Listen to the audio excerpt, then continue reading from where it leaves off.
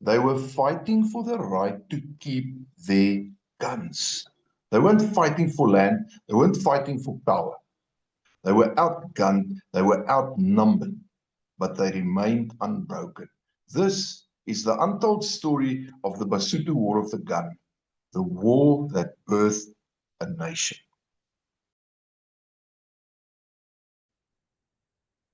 Well, this is episode 5 of our series Muskets to Magazines with myself, Rian Kutsia, and Jonathan Wright of the Firearms Policy Campaign. Jonathan, good evening. Welcome. Good evening, Rian. If we talk about the BaSotho War of the Gun, the Basotho people were known as loyal subjects of the British Crown. So, but then they got to a stage where they actually took up arms against the Cape Colony. What led to that happening? So, as you say, yes, the Sotho were loyal subjects of the British Crown. They would even refer to Queen Victoria as their great white queen in London or England. They were fiercely loyal to empire, and whenever the British government, the imperial government, or the Cape said, "We need your help on something," they were almost always there to answer the call. And a very big part of that was they were quite well organized militarily.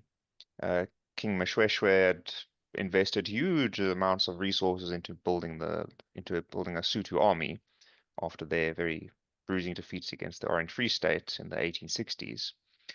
But now, why did they suddenly start shooting at their ostensible friends? Well, I think the important thing to point out is that they didn't at any point in their minds, they weren't fighting against Britain. They were not fighting against London. They were not fighting or disobeying or dishonoring their queen. They were fighting with the Cape Colony, as you said. They were fighting against its premier or prime minister, Sprigg. And the reason they were doing this was because Sprigg, together with Frere, and so those names might sound familiar. If they don't, or viewers should go and watch our Confederation video. Those two decided that black people and guns were a really bad mix, and that couldn't be allowed. So they tried to take away the guns, firearms from all black people in the Cape. Was easy enough with the Causa because, well, they are belligerents. No one's going to quibble about them losing their firearms. They were the enemy for all intents and purposes. But the Mfengu and the Griqua and all the other groups, they were all disarmed. And the Sotho had to also go the same way because at the end of the day, they were black. And they did not like this very much because for them, they really liked their firearms. And so, yeah, they took up arms. They literally fought a war over it just to keep their firearms. I suppose that can be enough. That can do the trick. We know that the colonial Cape, the government back then, had a very paternalistic viewpoint. And I quote that black people with guns are dangerous.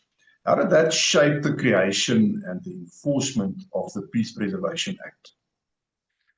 So the Peace Preservation Act was a result of the Cape Frontier Wars with the Causa that I just mentioned. And I feel like my opinions on the Causa and their wisdom are constantly shifting, but I still think that they were generally very unwise about how they did things.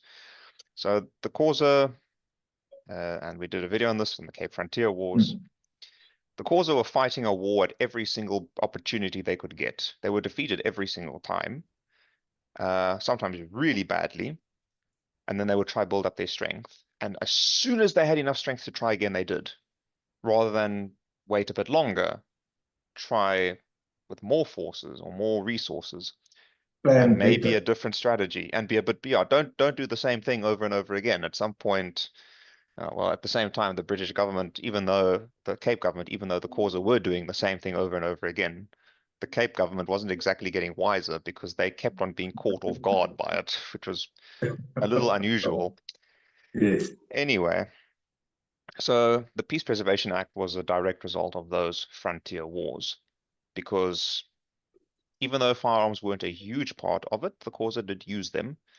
And there was a perception among Eastern colonists where these wars often took place. So they bore the brunt of it. It was their cattle being stolen, it was their land being burnt down.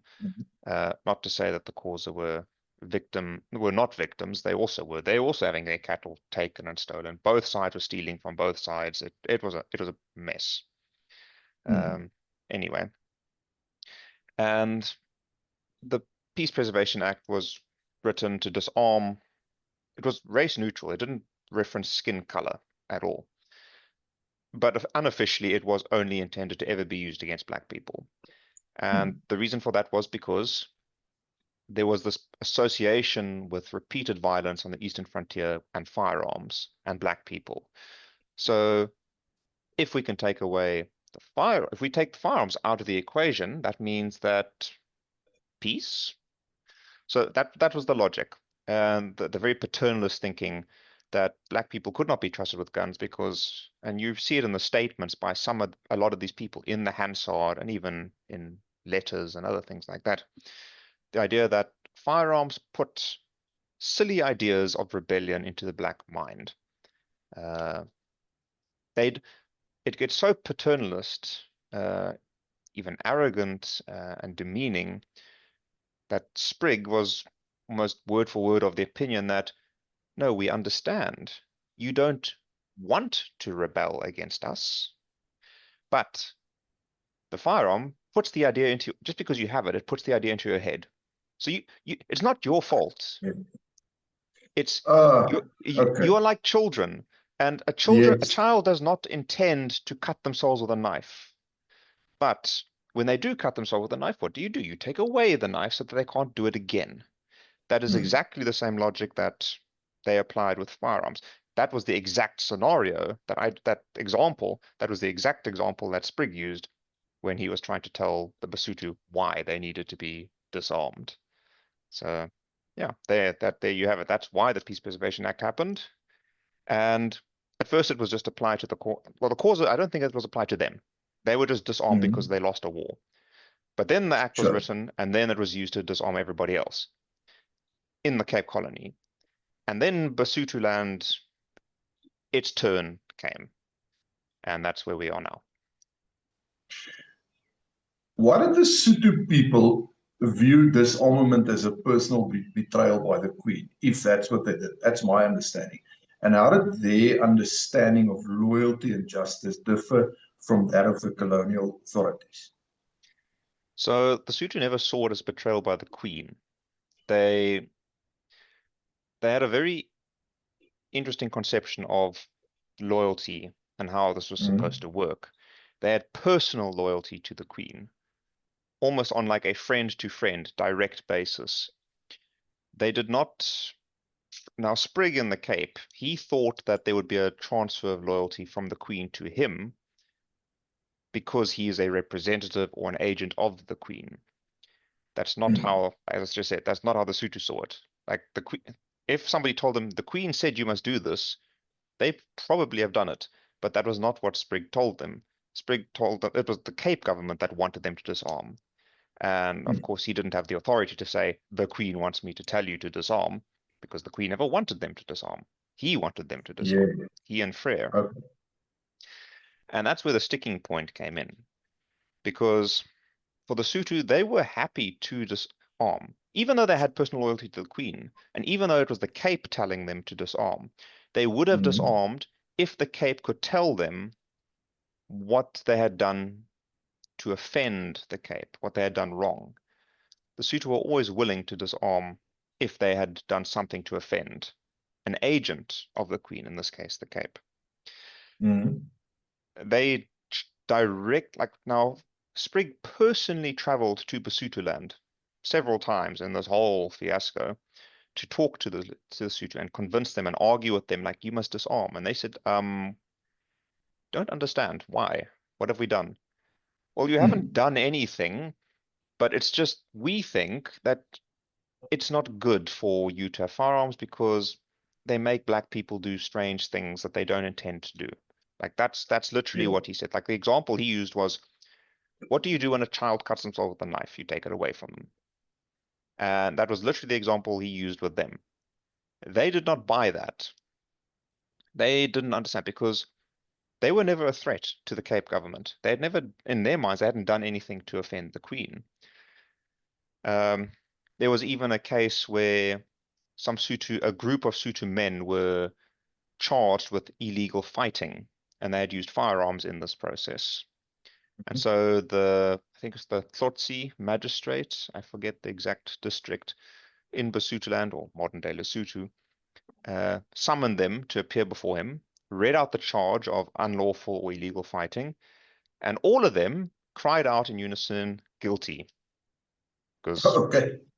that's what they had done. They had done something to offend the magistrate or the local laws, and they accepted the consequences. And so the magistrate fined each of them £2, which was obviously a lot of money back then, and deprived them of their firearms for 3 months. And so they all paid their their £2 in fines. Mm. They all put their firearms on the floor of the courtroom. It was labeled with their name and where they were staying, and they all left because in their minds, we had done something to offend the government. We deserve this. This is our punishment. Okay. So now Sprigg is telling them, you must disarm, and they're trying to figure out, what have we done? Sprigg can't tell them what they've done because they haven't done anything. Their only crime is being black. And this is where some of the Sotho chiefs start to cotton on to what was going on here. They kind of saw, yeah, this is not about us having done anything wrong. This is about black people and firearms. And this is quite a bit racist and demeaning and paternalistic, and we don't like it. Sprigg used the example of the Causa and said the destruction of the Causa, because by this is now we're now in 1879, 1880. The last big frontier war was 1877, and he used the example of the Causa to say, do you want what happened to the Causa to happen to you? Now, for the Sotho, this doesn't make any sense. They've never fought against the Cape government or Her Majesty's forces. What on earth is Sprigg threatening them with exactly, other than an unprovoked offensive war? Either way, the Sotho were very good at accepting the paternalist comments and arguments. They were really trying to play the game on using the goalposts set by Sprigg. But even then, Sprigg still couldn't win because at the end of the day, they hadn't done anything wrong. They couldn't see the logic. They did not understand why this had to happen. And when he threatened them with destruction like the Causa, their response was, we are not like the Causa. We are Sotho. The Causa are something completely different. They use different words, which I'm not going to say here, but point being, they drew a clear distinction between the Causa as a separate group of black people, much as the Zulu were distinct and separate, and just as the Sotho were distinct and separate. And Sprigg was not going anywhere with this thing. And the Sotho are getting more and more concerned as time goes on. And eventually, Sprigg and Frere's patience kind of runs out, and they just proclaim the Peace Preservation Act and apply it to Basutoland. And that's where things start to go very badly wrong.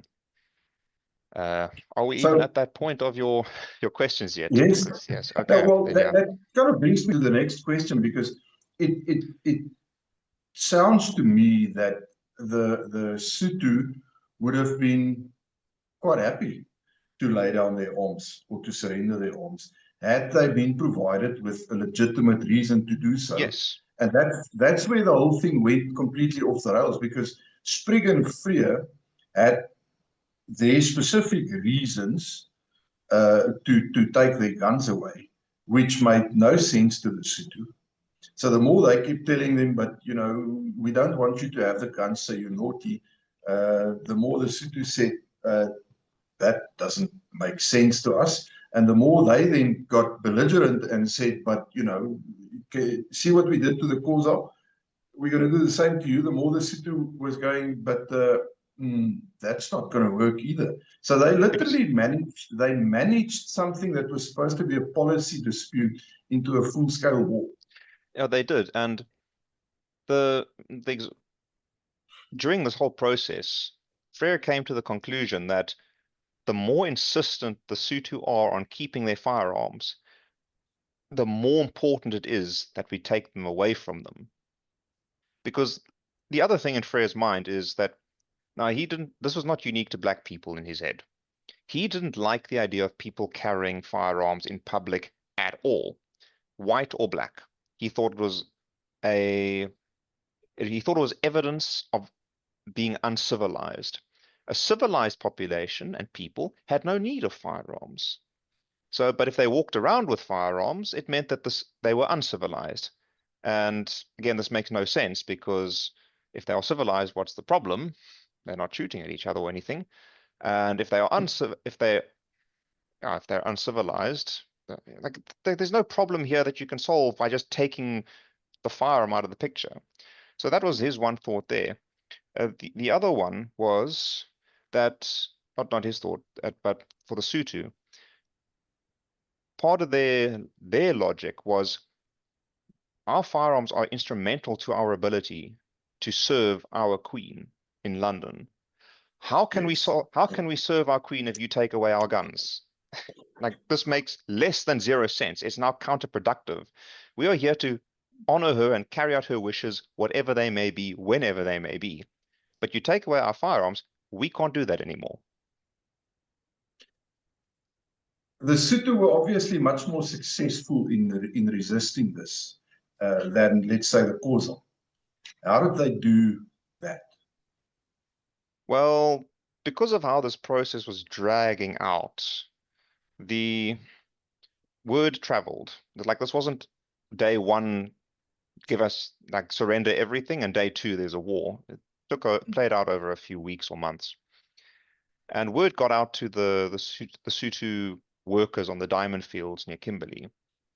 And as things started to heat up now, they sensed trouble and they downed their tools, took whatever firearms and everything they had there, and they went back to BaSotho land because they could see the storm clouds on the horizon. So they immediately returned back. And at this point as well, so now they've proclaimed the Peace Preservation Act in BaSotho land. It applies. Immediate problem off the bat, a French missionary, Reverend Mabile, I don't know how to pronounce his name, or Mabile. He was the only person in BaSotho land that had a printing press.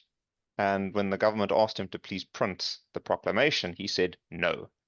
Because as mentioned in the previous videos, the Christian missionaries were very supportive of black firearm ownership. And he was not going to be part of this disarmament program. So that was the first problem. But the word got out, and the Sotho chiefs started to the national unity started to fracture a little bit between the loyal to the Cape government and the no, we're not going to do this sort of thing. Some started to comply. Some started to consider civil disobedience and non-violent resistance. And others started to agitate a little bit more for like, no, like we've got a lot of guns. Go get them. This is not happening. And yeah, from there it just snowballed. It wasn't long before this thing just went into an absolute conflagration and inferno.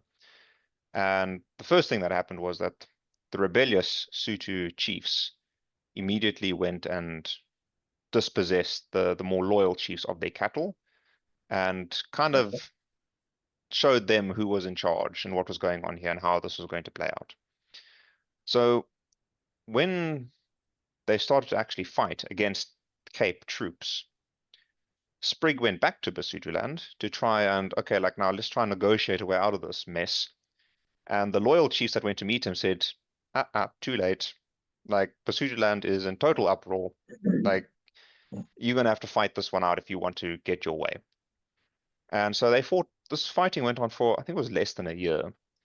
And a lot of damage was done in that time.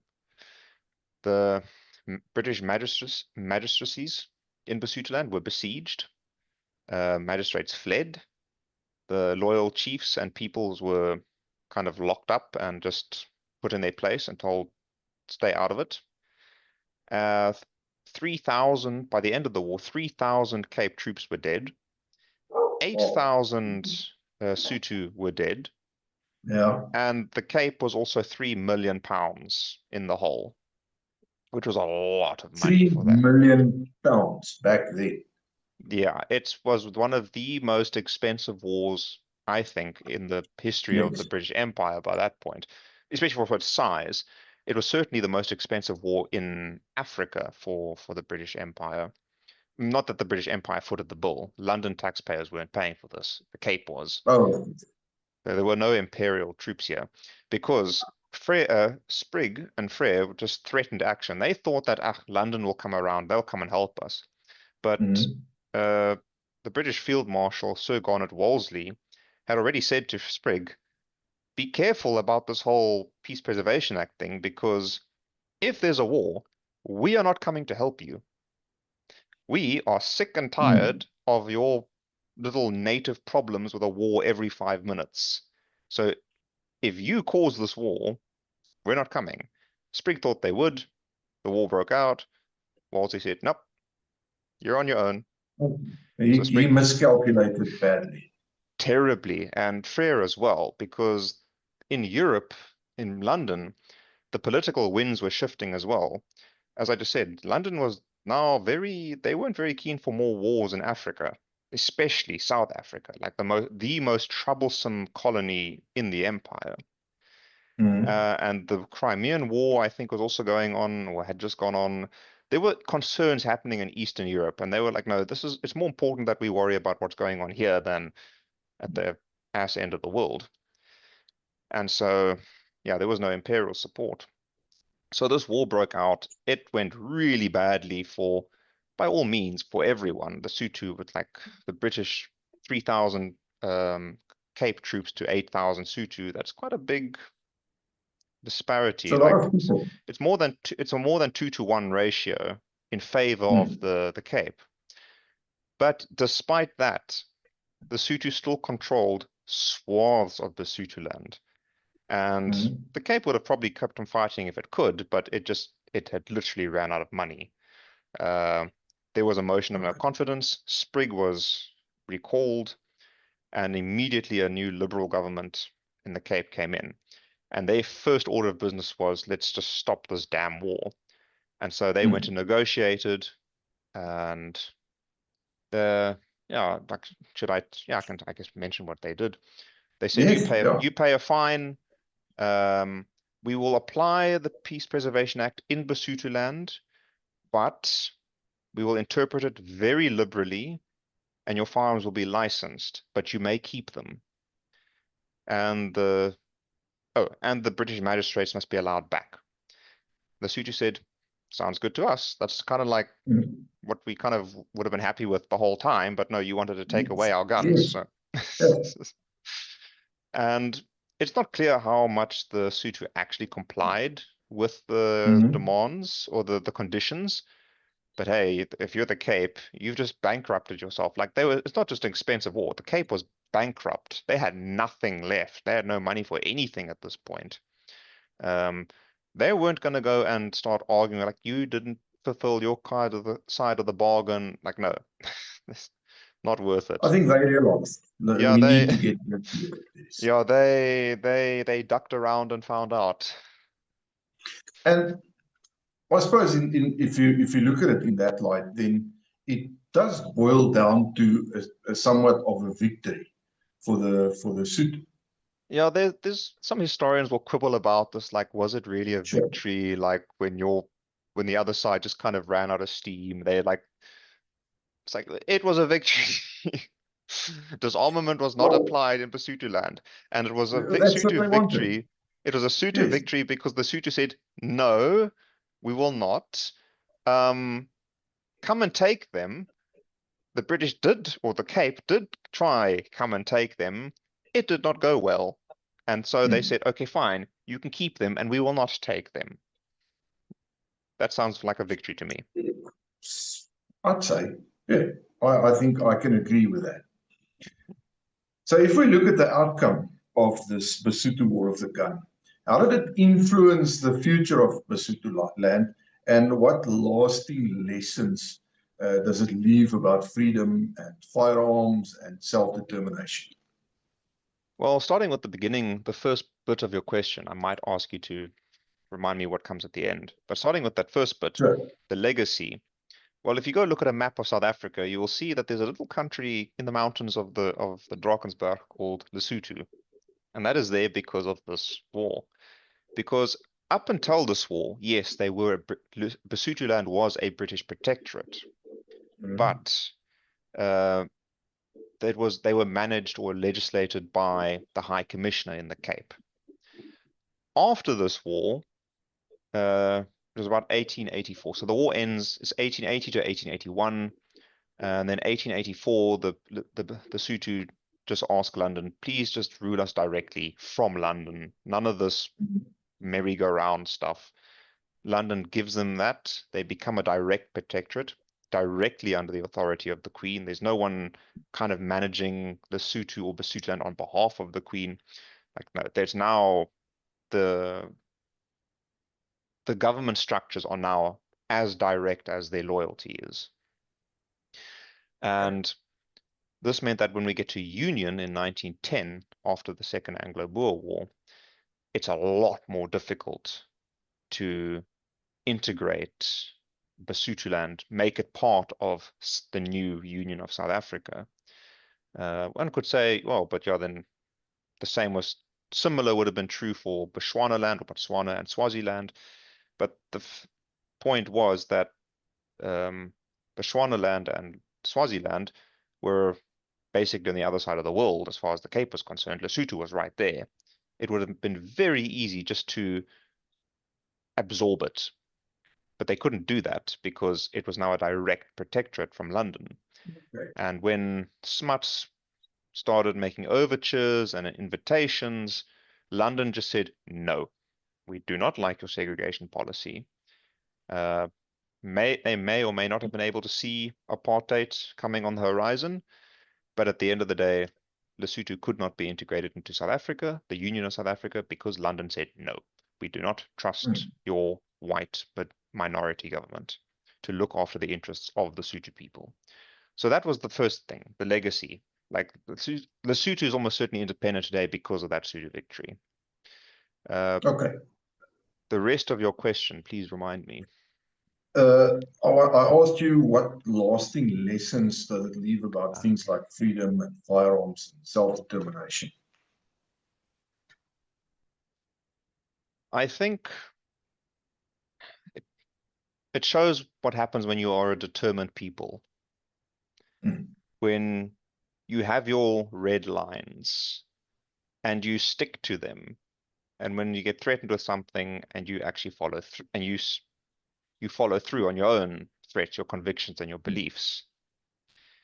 I mean, they could easily have just said, no, we're not going to do this. I mean, we're not going to do fight. We'll try other means. And like, if you really want to go down to the details of this whole story, they did try other means, at least initially, and they kind of realized, okay, no, that's not going to work either. The point was they had an intense affinity for their firearms. As mentioned in previous videos, to own a firearm meant you were a modern man. You could look after yourself, your family, your tribe, your community, whatever. You could, and it was also just a cool trinket. I'm trying to think now, who was it? Which group was it that's? Oh, it was the Sotho during these whole negotiations with Sprig, or Yes. negotiations, when they said firearms are our playthings. We worked hard for them. We earned money in your colonial economy. We used that money to buy them or otherwise acquire them, and now you want to take them away. Like, the whole colonial model up until that point was the civilizing mission, property ownership, that sort of thing. And here comes Spriggan, and he's just going to benevolently dispossess you of your property. Like, no, this is not. And even Cecil John Rhodes in the Cape Parliament criticized Spriggan and his government to say, you have not explained to the Sotho what's expected of them and why. You've just told them what you want, and you're expecting that to do the trick. No, that's not that's not going to work, and it didn't. The Sotho valued property ownership. They valued all these other things, the symbol of independence, and they almost certainly just enjoyed shooting them, as we all do. Yeah, it sounds familiar. Yeah, and I don't think one can discount the military tradition that had been built up in the Sotho in the preceding decades. As mentioned, Moshoeshoe had invested a lot of time, money, and effort in building a Sotho army. The Sotho were well known as really good marksmen, mounted cavalry as well. Not in the beginning, but as they trained up and this was all implemented, they became very good at it. And this is how they were able to serve the Queen, the British and the Cape cause so well when it suited the Cape, or Britain for that matter. Obviously, that all went very sideways. But yeah, just have your convictions and principles and stick to them. Jonathan, another very exciting and informative episode. For the viewers, if you like the video, click on the like button, please. Subscribe to the channel, smash that bell icon so you can get notifications of new videos coming out. And this video will be going up on YouTube. It will be scheduled for YouTube, and it will be going up on Spotify on the podcast called Quick Shots within the next day or two. So keep an eye out for that. If you are interested in anything that the Firearms Policy Campaign with Jonathan can do for you, there will be I usually place their Facebook link on the screen for the duration of the video. So check it out, contact them, speak to them. And if you are interested in anything loan operator wise, training wise, link in the description below. Check it out. We look forward to seeing you on a shooting range one of these days. Jonathan, that's it for me. Thank you so much. Good evening. Good evening, everyone, and thank you.